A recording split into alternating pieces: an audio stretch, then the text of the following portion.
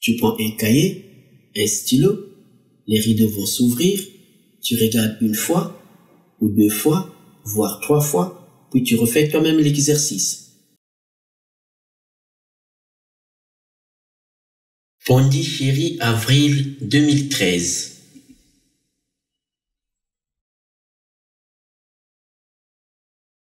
Exercice 3. Le plan complexe est muni d'un repère orthonormé direct OUV. On note I, le nombre complexe tel que I carré est égal à -1. On considère le point A d'affixe ZA est égal à 1 et le point B d'affixe ZB est égal à I. À tout point M d'affixe ZM est égal à X plus IY, avec X et Y deux réels tels que Y différent de 0, on associe le point M' d'affixe Zm' est égal à -IZM. On désigne par I le milieu du segment AM. Le but de l'exercice est de montrer que pour tout point M n'appartenant pas à la droite OA, la médiane OI du triangle OAM est aussi une hauteur du triangle OBM', propriété numéro 1, et que BM' est égal à 2OI, propriété numéro 2. Première question.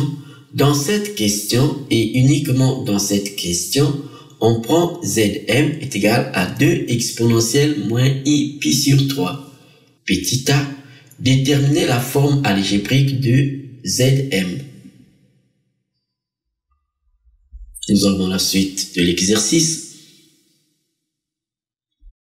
On nous dit, le plan C est muni d'un repère orthonormé direct OUV. Et on nous dit que I, le nombre complexe tel que I carré est égal à -1. On considère les points A d'affixe ZA est égal à 1 et le point B d'affixe ZB est égal à I. Le point M a pour affixe Zm est égal à X plus IY où X et Y sont des réels, avec Y non nul.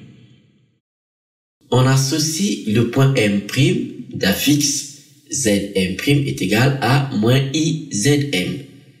Rien qu'en regardant cette écriture, on peut déjà dire que le point M' est l'image par la rotation du centre O d'angle -π sur 2 du point M.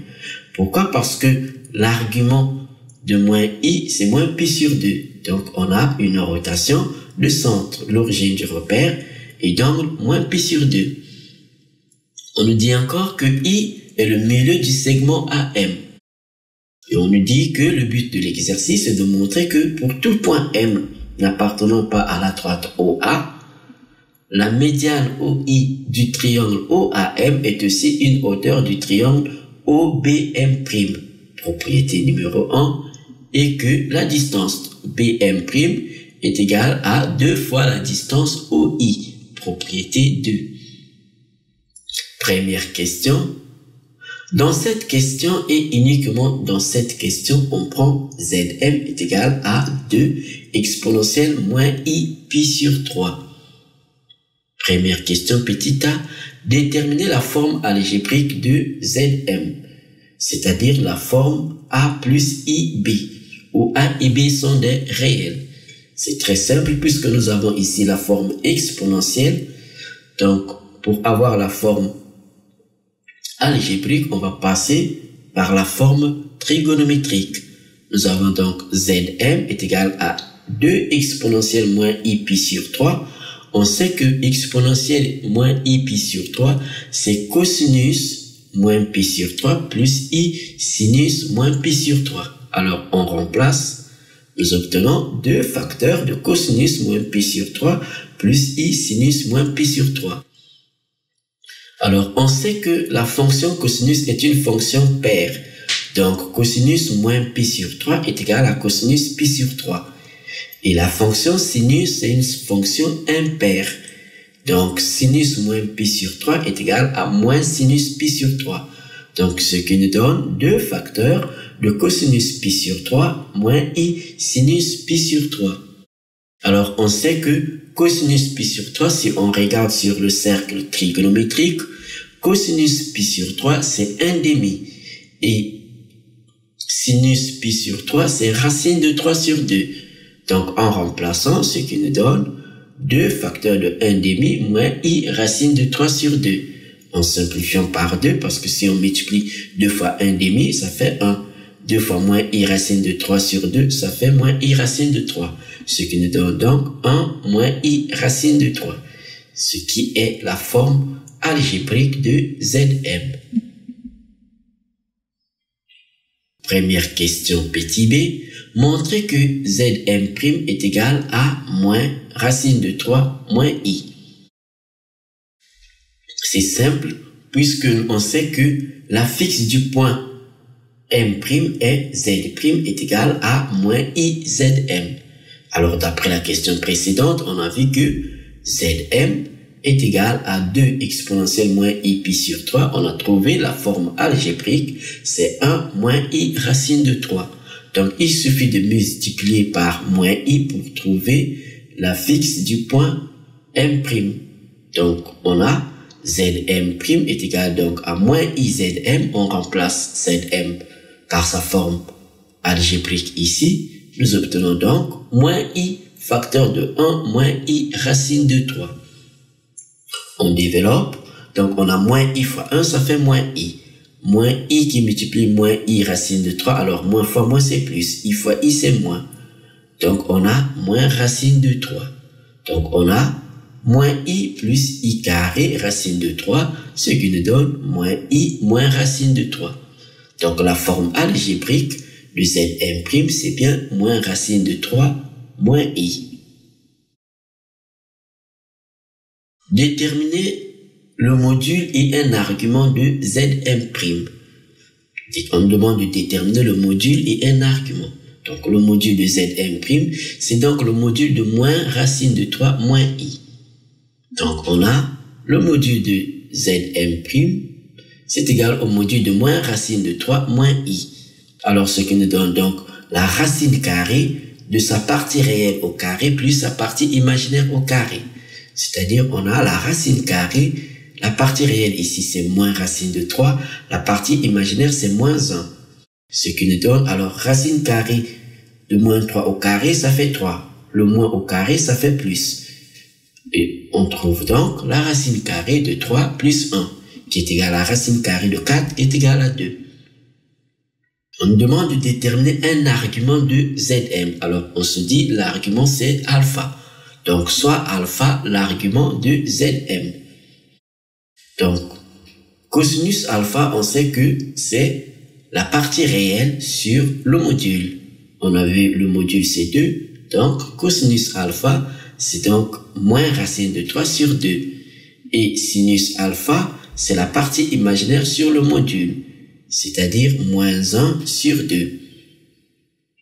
Alors, on connaît donc cosinus alpha et sinus alpha. On peut donc déterminer alpha. On va utiliser le cercle trigonométrique. Nous avons ici le cercle trigonométrique. Cosinus alpha, c'est moins racine de 3 sur 2. Donc, on est sur la partie négative ici. Moins racine de 3 sur 2. Nous sommes sur le rectangle en vert. Sinus alpha, c'est moins 1/2. C'est donc sur la partie négative ici, sur l'axe des ordonnées. On est sur le rectangle en vert. On conclut que alpha est égal à moins 5 pi sur 6. Une autre façon de faire est d'utiliser directement la forme exponentielle de Zm. Puisqu'on connaît la forme exponentielle de Zm, c'est 2 exponentielle moins i pi sur 3. Donc, étant donné que Zm' c'est moins i Zm, donc on remplace directement. Donc, en utilisant la forme exponentielle, on a Zm est égal à 2 exponentielle moins i pi sur 3. Alors, étant donné que Zm' c'est moins i qui multiplie Zm. Donc, on remplace Zm par sa forme exponentielle. On a donc moins 2i exponentielle de moins i pi sur 3. Alors, on sait que la forme exponentielle de moins i, c'est exponentielle de moins i pi sur 2. Donc, on remplace moins i par exponentielle de moins i pi sur 2. On a donc 2 exponentielle de moins i pi sur 2 qui multiplie exponentielle de moins i pi sur 3. Alors, d'après les propriétés de la fonction puissance, ici c'est la fonction exponentielle, les puissances ici s'additionnent. Donc, exponentielle de a qui multiplie exponentielle de b, c'est égal à exponentielle de a plus b. Donc, ici, on aura 2 exponentielle de moins i pi sur 2, moins i pi sur 3. Donc, en mettant le tout au même dénominateur, qui est ici 6, donc on aura, en multipliant ici par 2, et ici par 3 plutôt, et ici par 2, nous obtenons donc 2 exponentielle de moins i 5 pi sur 6. Donc, on voit bien qu'en prenant le module donc de la fixe Zm', c'est donc égal à 2. On va l'écrire que le module, en prenant directement, ce qui nous donne le module de 2 exponentielle de moins i 5 pi sur 6, on sait que le module d'un produit, c'est le produit des modules. Donc ici, par rapport à 2 qui est un réel, le module de 2 devient la valeur absolue de 2. Donc on a la valeur absolue de 2 qui multiplie le module de exponentielle de moins i 5 pi sur 6. Le module de exponentielle de moins i 5 pi sur 6 est égal à 1. La valeur absolue de 2, c'est 2. Donc, on a 2 fois 1 qui est égal à 2. Et donc, ici, vu qu'on a la forme exponentielle de la fixe Zm', on conclut directement que l'argument alpha est égal à moins 5 pi sur 6. Première question petit c, placez les points A, B, M, M' et I dans le repère OUV en prenant 2 cm pour unité graphique. Alors, on nous demande de placer les points A, B, M, M' et I. Alors, on va prendre un repère. On rappelle ici que la fixe du point A, c'est 1, la fixe du point B, c'est I, la fixe du point M, c'est 2 exponentielle de moins i pi sur 3, qui est égal, on a trouvé, c'est 1 moins i racine de 3. Et la fixe du point M', c'est moins racine de 3 moins i. Donc, on place maintenant les points. La fixe du point A, c'est 1. Donc, on est ici. Nous avons ici le point A. La fixe du point B, c'est I. Donc, on est sur l'axe des ordonnées. On est ici, le point B. La fixe du point M, c'est 1 moins i racine de 3. Alors, 1, c'est ici.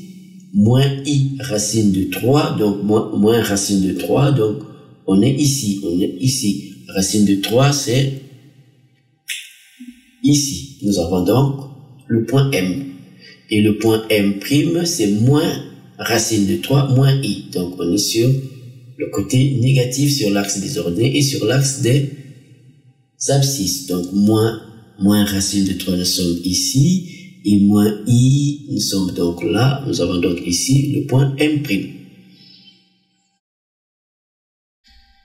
On nous dit tracer la droite OI et vérifier rapidement les propriétés 1 et 2 à l'aide du graphique. Alors, on sait que I, c'est le milieu de AM. Donc, on place ici le point I et on trace la droite OI. Donc, c'est une droite qui passe par O et par I. On trace donc la droite. Nous avons donc la droite OI. On nous dit de tracer et de vérifier rapidement les propriétés. On rappelle ici les propriétés. La médiane OI du triangle OAM est aussi une hauteur du triangle OBM'. Propriété 2. La distance BM' est égale à 2 fois la distance OI. Donc, on part du triangle OAM. Nous avons donc ici le triangle OAM. Et on part du triangle OBM'. Donc, OBM'. Donc, nous avons ici le triangle OBM'. Alors, il faut maintenant vérifier que la médiane OI du triangle OAM, nous avons ici, c'est-à-dire c'est la droite qui passe par le point I et par le sommet O. Donc, c'est une droite issue du sommet qui passe au milieu du côté opposé, donc au milieu du côté AM. on nous dit de vérifier que c'est aussi une hauteur. Alors, on regarde bien, on voit bien que c'est perpendiculaire au côté BM'. Donc, on peut dire que graphiquement, on vérifie bien ces deux propriétés. Deuxième question. On revient au cas général en prenant Zm est égal à x plus iy, avec y différent de 0. Petit a, déterminer la fixe du point I en fonction de x et y. Alors, on sait que I, c'est le milieu du segment AM. Donc, on va écrire que I est le milieu du segment AM. On connaît la fixe du point A. Nous avons donc ZA est égal à 1. Par contre, la fixe du point M, ce n'est plus 1 moins I racine de 3. C'est plutôt x plus iy. Donc, nous avons Zm est égal à x plus iy. Donc, I étant le milieu, donc la fixe du milieu, c'est donc la fixe du point A plus la fixe du point M sur 2. On a donc Zi est égal à Za plus Zm sur 2. Donc, on va remplacer Za par xa plus iya et Zm par x plus iy. On regroupe donc les parties réelles. On a donc xa plus xm sur 2 plus iya plus ym sur 2. On remplace donc xa par sa valeur, ym par sa valeur. Alors, za est égal à 1. Cela montre que la partie imaginaire est nulle. Donc, ya est égal à 0. On a donc xa est égal à 1. On a 1 plus x sur 2 plus, alors ici on a 0 plus y sur 2. Ce qui nous donne donc 1 plus x sur 2 plus iy sur 2. Deuxième question. Déterminer la fixe du point M' en fonction de x et y. On sait que la fixe du point M' c'est moins izm. Et on sait que la fixe du point M c'est x plus iy. Donc c'est très simple, il suffit de remplacer Zm par x plus iy. Nous obtenons donc Zm' c'est moins i facteur de x plus iy. On développe, nous obtenons donc moins i fois x, c'est moins ix. Et moins i qui multiplie iy, ça fait donc moins i au carré y. Alors, i au carré c'est moins 1, donc ce qui nous donne moins ix plus y. Donc en commençant par y, nous obtenons donc y moins ix. Deuxième question, petit c. Écrire les coordonnées des points I, B et M'. On nous demande d'écrire les coordonnées des points I, B et M'. On vient de calculer que Zi c'est 1 plus x sur 2 plus iy sur 2 et la fixe du point B, c'est connu, c'est I. Et M', on vient de calculer. On a la fixe du point M', c'est Y moins IX. Donc, on nous demande d'écrire les coordonnées. Ce qui nous donne donc, ça, ce sont les formes algébriques. On a donc en coordonnées, ce qui concerne les coordonnées, on a donc I a pour coordonnées, l'abscisse c'est 1 plus I sur 2, l'ordonnée c'est Y sur 2. Et B a pour coordonnées, alors ici nous avons que I, donc la partie réelle est nulle, la partie imaginaire c'est 1. De même ici pour M', la partie réelle c'est Y et la partie imaginaire c'est moins X. Deuxième question, petit d, montrer que la droite OI est une hauteur du triangle OBM'. On rappelle ici notre figure. Donc on demande de montrer que la droite OI est une hauteur du triangle OBM'. On voit bien que la droite OI est perpendiculaire au côté BM'. Donc on va dire que la droite OI est une hauteur du triangle OBM' si nous avons le produit scalaire, donc le vecteur OI qui représente ici, donc on peut prendre sur la droite OI, le vecteur OI scalaire le vecteur BM' est égal à 0. Donc si le produit scalaire est égal à 0. Donc nous avons déjà les coordonnées des points I, B et M' ici. Donc on peut déterminer les coordonnées des vecteurs OI, BM'. Donc on a le vecteur BM' a pour coordonnées xm' moins xb, ym' moins yb. Donc xb c'est 0, yb c'est 1, xm' c'est y et ym' c'est moins 1. Donc on remplace, on a y moins 0 et ici moins x moins 1. Ce qui nous donne y moins 0 c'est y.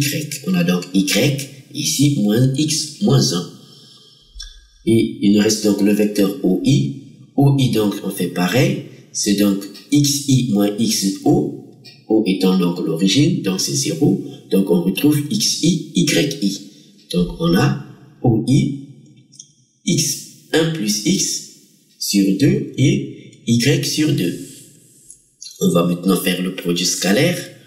On a donc OI qui multiplie le vecteur OI qui multiplie donc le vecteur BM'. Nous donne donc, alors on prend donc le vecteur OI, ses coordonnées, on multiplie par les coordonnées du vecteur BM'. On a donc ici la ligne fois la colonne, donc on a xx', donc ici c'est 1 plus x sur 2 qui multiplie y, plus y sur 2 qui multiplie moins x moins 1. On développe, on enlève donc les parenthèses, nous obtenons donc, on développe, on a donc 1 fois y c'est y, x fois y c'est xy, donc le tout sur 2, moins, alors en mettant moins devant, on a donc y fois 1 c'est y fois x c'est xy, le tout sur 2. Donc on voit bien que ces deux termes s'annulent. Donc ceci est égal à 0. Alors étant donné que le produit scalaire est nul, donc on conclut que les deux droites, c'est-à-dire la droite BM' et la droite OI sont donc perpendiculaires. Donc la droite OI est une hauteur du triangle OBM'. Deuxième question, petit e, montrer que BM' est égal à 2 fois OI. Alors on va faire appel à notre figure, notre image. On nous demande de montrer que la distance BM' est égale à 2 fois cette petite distance OI. Alors on rappelle qu'on connaît les coordonnées de BM' et I. Nous avons les coordonnées du point I, du point B et du point M'. Et on a calculé déjà donc les vecteurs BM' et le vecteur OI. Donc on nous demande de montrer que la distance BM' est égale à 2 fois la distance OI. C'est très simple, donc on va calculer la distance BM'. Donc nous avons la distance BM', puisqu'on connaît les coordonnées du vecteur, c'est donc la racine carrée de y au carré ici, plus moins x moins 1 au carré. Donc on a donc BM' est égal à la racine carrée de y au carré plus moins x moins 1 au carré. On développe ici ce qui nous donne la racine carrée de y au carré plus, en mettant moins 1 en facteur, étant donné que moins 1 au carré ça fait plus 1, donc on a x plus 1 au carré ici. On fait de même pour le vecteur OI, donc on calcule la distance OI, on a OI est égal à, alors ça sera donc la racine carrée de 1 plus x sur 2 au carré plus y sur 2 au carré. Donc on va développer ce qui nous donne donc la racine carrée, alors de 1 plus x au carré plus y carré, le tout sur 4. On sait que racine carrée de 4 c'est 2. Donc ceci est égal à 1 demi racine carrée de 1 plus x au carré plus y carré. On sait que la racine carrée de 1 plus x carré plus y carré, c'est la distance BM'. Donc on a ceci est égal à 1 demi de BM'. Donc en conclusion, on a bien BM' est égal à 2 fois la distance OI. Merci Quimpermat. N'oublie pas de t'abonner à notre chaîne et de faire un je t'aime.